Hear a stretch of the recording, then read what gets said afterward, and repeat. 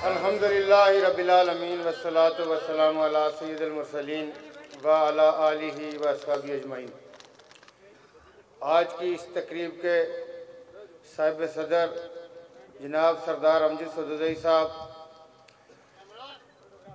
Youth के general secretary सरदार आमिर जमील साहब, सरदार सलीम चुगताई साहब, सरदार इफ्तिखार शीर साहब, सरदार शकील साहब और हमारे बुज़ुर्गों, भाइयों, दोस्तों, अजीज़ों, जो आप दूर दराज से डिस्ट्रिक्ट सदनूती से यहाँ पे तशरीफ़ ले आए, या जो पिंडी इस्लामाबाद से यहाँ पे आए, प्रिंट, इलेक्ट्रॉनिक और सोशल मीडिया के नुमाइंदगान, अस्सलाम वालेकुम।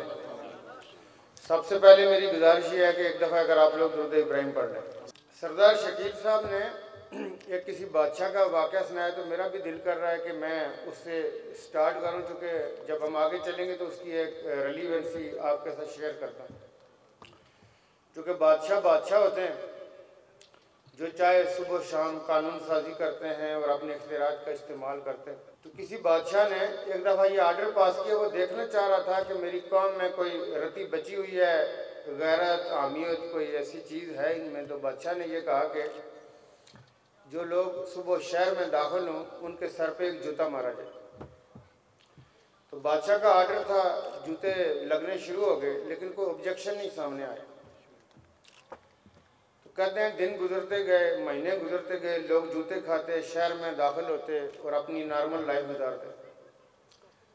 तो बादशाह ने अपने जो उसके दरबार के अंदर लोग थे उनसे पूछा कि यार किसी ने कंप्लेन नहीं की?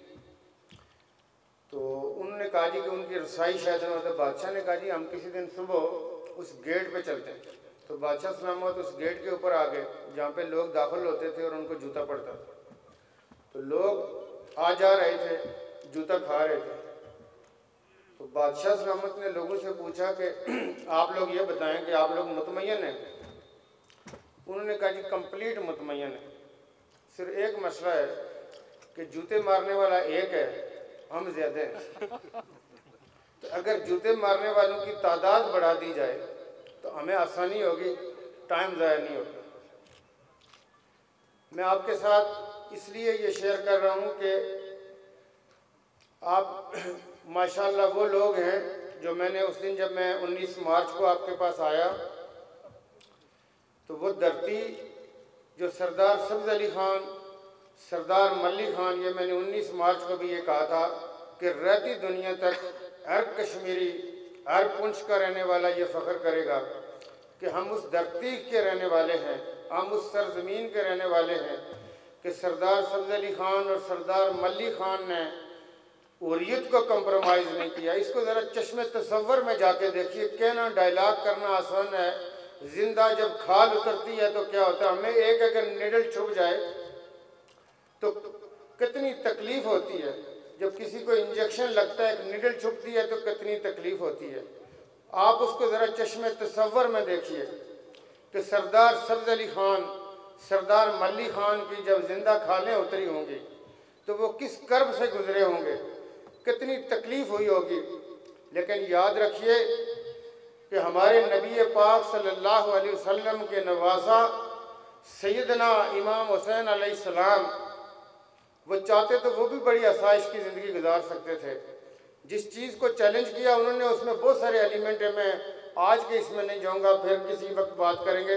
लेकिन उसमें एक मरूसियत का एलिमेंट था जो सरदार अमजद साहब ने, सदुदई साहब ने भी, आमिर जमील साहब ने भी, सरदार शकील साहब ने भी और दूसरे हमारे दोस्तों ने भी ये जिक्र किया। इमाम हुसैन अलैहिस्सलाम को जो बहुत सारी चीज़ों पर यजीद की इख्तलाफ था, उसमें एक मेजर एलिमेंट मरूसियत का था। मरूसियत टोटली और प्योरली इस्लाम की रूह के मुनाफी है। मरूसियत का कोई शमूलियत नहीं है।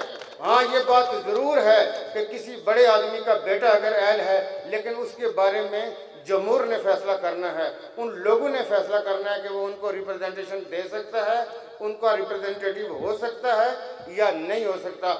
लेकिन मरूसियत इस्लाम में नहीं है, इस्लाम में हो ही नहीं सकती। तो जिस चीज़ का आप लोग जिक्र कर रहे हैं, तो हम भी यही कह रहे हैं कि जी आप लोग जो हमारे पुराने नज़रियाती कमिटेड लोग हैं, तो हमें बहुत अच्छा लगा और हमने अपने इस पॉलिटिकल इसलिए जो सरदार सब्ज़ अली ख़ान और जो सरदार मल्ली ख़ान की जो सरज़मीन है, जो उस ज़मीन के रहने वाले फ़ख्र करते हैं इसलिए कि उसमें हुर्रियत है, उसमें वक़ार है, उसमें शान है, उसमें आन है। तो उस सरज़मीन के ऊपर से हमने भी अपनी पॉलिटिकल स्ट्रगल का जो हमें चेयरमैन तहरीक इंसाफ ने जो हमें टारगेट दिया, तो हमने बलोच की सरज़मीन से स्टार्ट लिया हमने। तो उस हवाले से मैं आपसे ये कहूँ कि जिस तरह आप सरदार अमजद सदुदई साहब के साथ खड़े और 19 मार्च को जिस तरह राजा इब्रारुल हक मिन्हाज साहब और सरदार अमजद सदुदई साहब ने आपस में ये कहा कि हम एक हैं, हमें ये चाहिए, जब आप इन जैसे सरदार अमजद साहब जैसे लोगों के पीछे खड़े होंगे, एक आदमी एक नहीं है, आप मल्टीप्लाई बाई कहीं हैं, यही हमारा मुस्तकबिल है।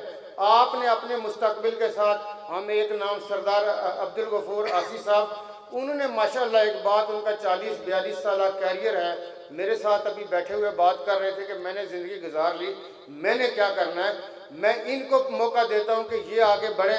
सरदार अमजद सदुदई साहब को अगर पार्टी मैंडेट देती है, हम इनके पीछे खड़े होंगे।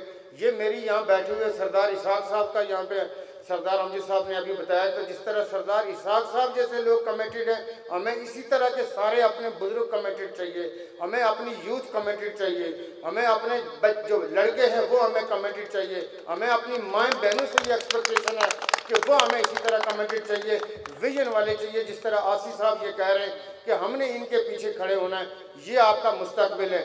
जहाँ तक मेरे से आपकी तवक्कुआत हैं, मैं आपको आज आपके इस फोरम की वसातत से मैं आपको ये कहूँ कि मैं स्ट्रांगली रिकमेंडेशन मेरी ये होगी कि हमारे ये लोग जिनके पीछे पब्लिक खड़ी है, मैं अपने चीफ ऑर्गेनाइज़र सैफुल्लाह खान नियाजी साहब को, सेक्रेटरी जनरल आमिर कियानी साहब को, जनाब अरशद दाद साहब को और पार्टी सदर बहशत सुल्तान महमूद चौधरी साहब को, इन सब को मेरी स्ट्रांग रिकमेंडेशन होगी।